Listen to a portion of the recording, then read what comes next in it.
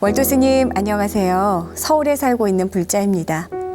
저는 지난 30년간 그야말로 잠도 제대로 못 자고 아내와 함께 밤낮 없이 일만 했습니다. 워낙 가진 게 없이 시작한 터라 남들처럼 일요일만이라도 쉬고 싶었지만 그럴 형편조차 되지 못했습니다. 우리 자식들만은 고생 안 시키고 해달라는 거 사달라는 거 다 해주고 셉쳤기에 우리 부부는 딴 생각할 겨를도 없이 밥 먹을 시간까지 아껴가면서 한 푼이라도 더 벌어야만 했습니다. 그렇게 악착같이 살았어도 아파트라도 한 채 사고 자리 잡는데 장장 30년이라는 세월이 흘렀습니다. 이제는 악착같이 안 살아도 그럭저럭 살 정도는 되었는데요.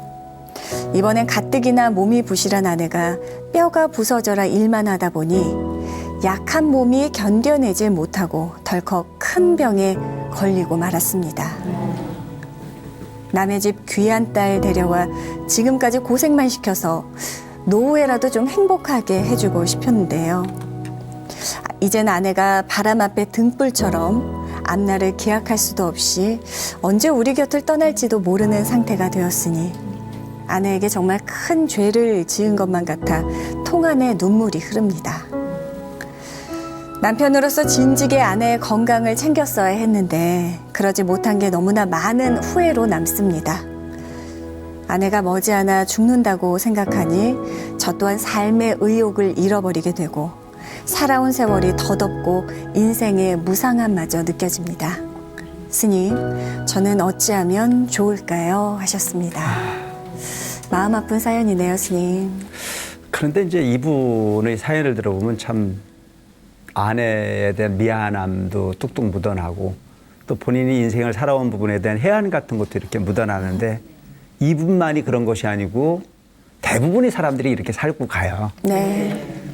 어느 순간부터는 우리는 참 어떤 그런 근대사의 격동기 같은 부분의 삶을 살고 있잖아요. 항상 배고픔으로 살았고 항상 어려움으로 살았어요.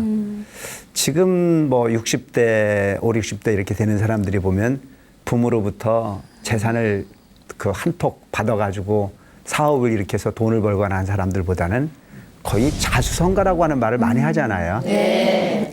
요즘은 자녀분들이 결혼을 한다 그러면 뭐 아파트 전세를 얻어줄 거냐, 사줄 거냐, 뭐 청년주택을 해줄 거냐 여러 가지 고민을 많이 하잖아요. 네. 근데 불과 3, 40년 전에 결혼을 할 때면 단칸방에서 시작하는 거 당연한 거 아니었나요? 네. 그것도 그냥 뭐 요즘처럼 뭐 스위치만 누르면 보일러가 돌아가는 방도 아니고 연탄 아궁이에 그렇게 살았어요. 네. 그렇게 사는 것이 당연하게 살아가면서도 그분들이 목적은 뭐냐면은 내 집 하나 가져보는 게 소원이다 라고 하는 생각을 가지고 그들이 그렇게 살았어요.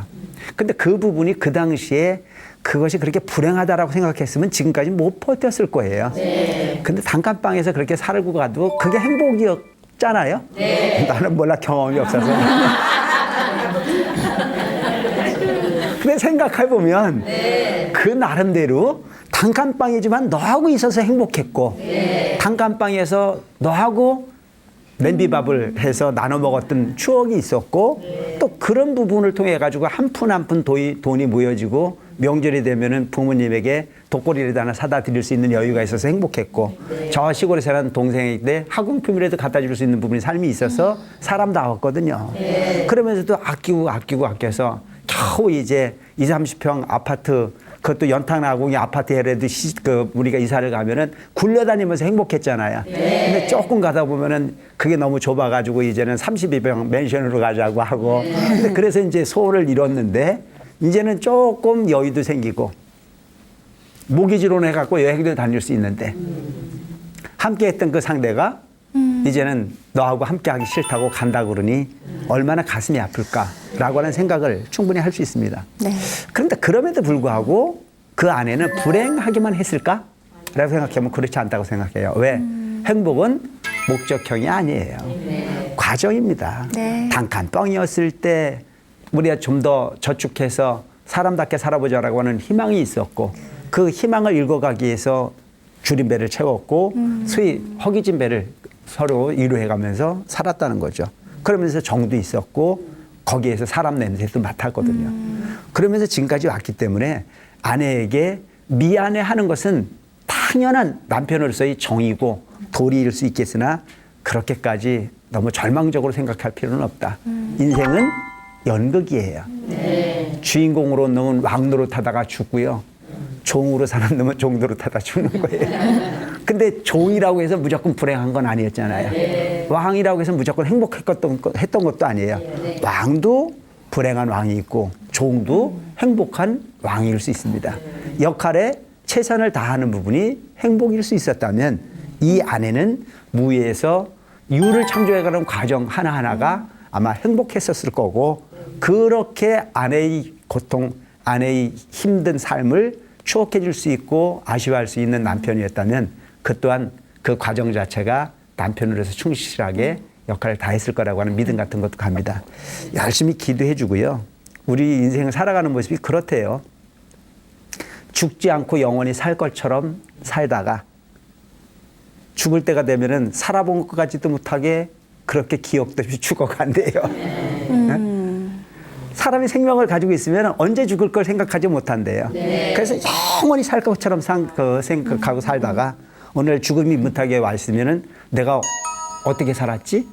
사는 부분이 하나도 없다는 거예요.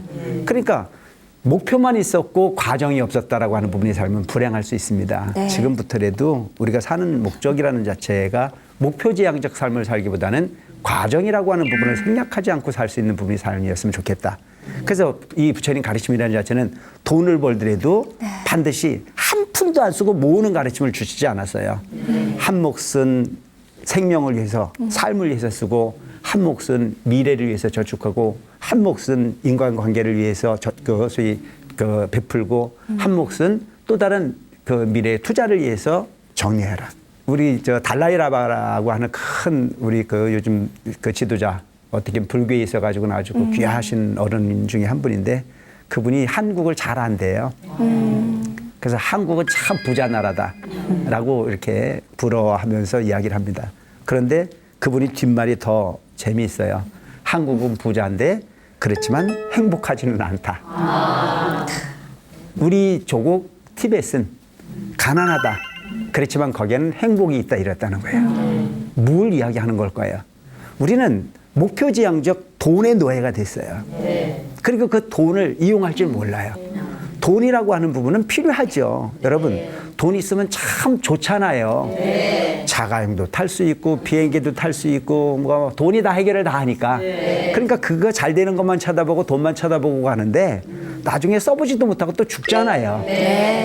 그러니까 적으면 적은 대로 많으면 많은 대로 그것이 편리하게 하는 건 사실이지만 그렇다고 해서 돈이 목적이 될 수는 없다.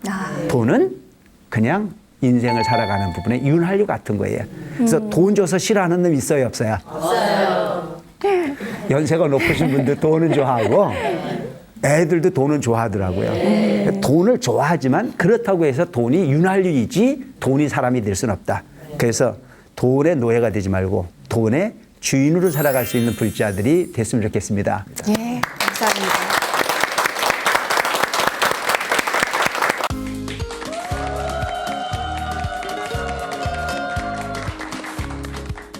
월터 스님과 함께하는 BTN 직문직설 당신을 응원합니다. 오늘은 직장에 다니고 계시는 30대 불자님의 사연을 소개하겠습니다. 스님, 전 군대에서 불교와 인연을 맺어서 힘들 때마다 법당에서 기도하며 또 스님의 법문을 들으면서 어려움을 이겨냈습니다. 저의 고민은요, 이렇게 좋은 거 더 많은 사람들에게 알리고 싶은데 그 방법을 잘 모르겠다는 것입니다. 스님, 어떻게 하면 좋을까요? 아주 훌륭한 청년인 것 같아요. 군대에서 만난 이 불심을 가지고 이제 제대 이후에도 주변의 누군가에게 불교를 가르치고자 또 알려주고자 애쓰는 그 마음이야말로 아주 훌륭한 불자의 마음가짐이 아닐까 싶은 생각을 합니다. 불교에서 이야기하고 있는 가르침 중에 육바라밀이 있죠. 육바라밀 중에 보시바라밀이 첫째거든요. 그 보시바라밀 중에 첫째가 뭐냐면 법보시입니다. 법보시는 바로 부처님의 진리를 모르는 사람에게 부처님의 진리를 가르쳐주는 행위를 우리가 법보시라고 얘기합니다. 법보시를 하는 방법 궁금하시죠? 네. 아주 쉽게 할 수 있는 방법이 있어요. 불교 텔레비전에 이 스티커를 준비를 했거든요. 이 스티커를 보면은 불교 텔레비전 채널이 쫙 나와 있습니다. 이 부분은 바로 전화를, 이 지금 자막에 나가는 전화번호를 전화 주시면 전국 사찰 개인에게도 많이 보내드릴 수 있습니다.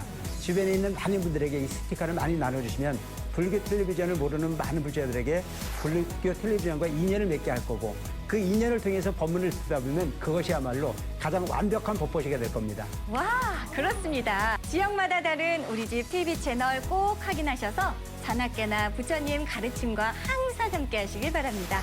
여러분, 자나깨나 뭐라고요?